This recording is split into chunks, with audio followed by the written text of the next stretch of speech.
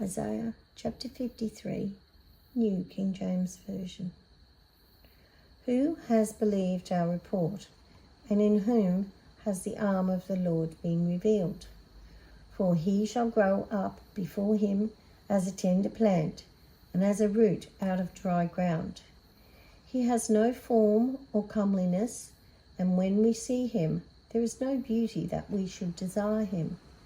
He is despised and rejected by men, a man of sorrows and acquainted with grief, and we hid, as it were, our faces from him.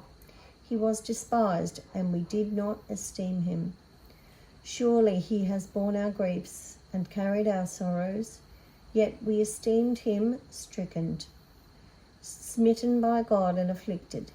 He was wounded for our transgressions, he was bruised for our iniquities.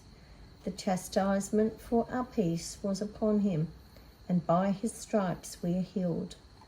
We like sheep have gone astray. We have turned every one to his own way, and then the Lord has laid on him the iniquity of us all.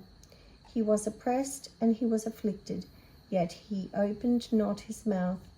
He was led as a lamb to the slaughter, and as a sheep before its shearers is silent, so he opened not his mouth.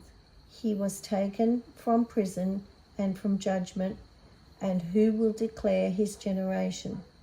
For he was cut off from the land of the living, for the transgressions of my people he was stricken. And they made his grave with the wicked, but with the rich at his death, because he had done no violence, nor was any deceit in his mouth.